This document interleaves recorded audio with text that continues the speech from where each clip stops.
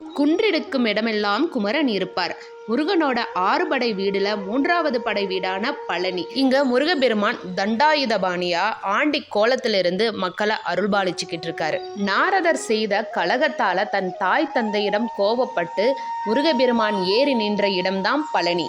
தன் தாய் தந்தையான சிவனும் பார்வதியும் வந்து முருகப்பெருமான சமாதானம் படுத்தி அறியாமை எனும் இருளை போக்கி ஞானத்தை அளிக்கக்கூடிய ஞான பழமே நீ அப்படின்னு சொல்லி முருகப்பெருமான சமாதானப்படுத்தி பழம் நீ அப்படின்னு சொன்னதால தான் இங்க பழனி அப்படின்னு பெயர் வந்ததா சொல்லப்படுது. போகர் சித்தர் 9 வகையான பாசானங்களை ஒன்றிணைத்து நவ பாசானங்களால் உருவாக்குனது தான் பழனி ஆண்டவரோட தண்டாயுதபாணி சிலை. எவ்வளவோ இடங்கள் இருந்தும் போகர் சித்தர் ஏன் பழனி மலையில நவபாசான சிலையை உருவாக்குனாருன்னு தெரியுமா? நவ கோள்கள் நவ கிரகங்களில் ஒன்றான செவ்வாய்க்கு அதிபதி முருகப்பெருமான். செவ்வாய் கோள்களோட கதிர்வீச்சு அதிகமாக விழுகக்கூடிய இடம்தான் பழனி.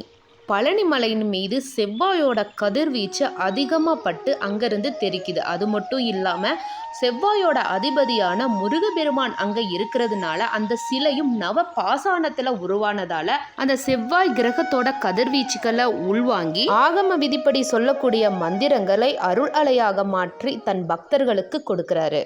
9 பாசானங்களும் 9 நவ கிரகங்கள் அப்படின்னு சொல்லப்படுது. மனிதர்களோட ஒவ்வொரு செயல்பாடும் நவ கிரகங்களின் அடிப்படையில் தான் செயல்படுது. அதிகாலையில் ஆண்டி கோலத்திலையும் மாலை நேரத்தில் ராஜ அலங்காரத்திலும் முருகப்பெருமான் காட்சி கொடுப்பாரு. இதற்கு என்ன அர்த்தம் அப்படின்னா, நீ எதுவுமே இல்லாமல் ஒரு ஆண்டியா அவனை போய் நீ தரிசிக்க நின்னாலும் நீங்கள் அந்த மலையை விட்டு இறங்குறதுக்கு முன்னாடியே அன்னைக்கு மாலைக்குள்ளேயே உங்களோட வாழ்க்கையில் ஒரு பெரிய மாற்றத்தை முருகப்பெருமான் ஏற்படுத்துவார் அப்படின்றத குறிக்கிறது தான் காலையில் ஆண்டி அலங்காரம், மாலையில் ராஜ அலங்காரம் அப்படின்னு சொல்லப்படுது.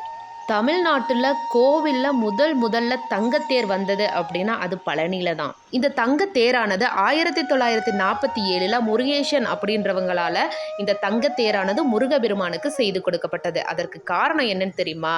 இவங்களுக்கு நிறைய வருஷமாக குழந்தையே இல்லை, முருகப்பெருமான் தான் தஞ்சம் அப்படின்னு சொல்லிட்டு முருகப்பெருமானுகிட்ட தம்பதி சமயதரா நின்று விரதம் இருந்து வேண்டி குழந்தை வரம் கேட்குறாங்க. அடுத்த 1 வருஷத்துலேயேவும் 2 ஆண் குழந்தை பிறக்குது. அந்த நன்றி கடனா இவர் முருகப்பெருமானுக்கு தங்கத்தேர் செய்து கொடுத்தார் அப்படின்னு சொல்லப்படுது. அப்போ நம்ம 2 கைகளையும் கூப்பி முருகப்பெருமான்கிட்ட நின்று கேட்கும்போது முருகன் தன்னோட 12 கரங்களால் அள்ளி அள்ளி கொடுக்கக்கூடியவர் முருகப்பெருமான்.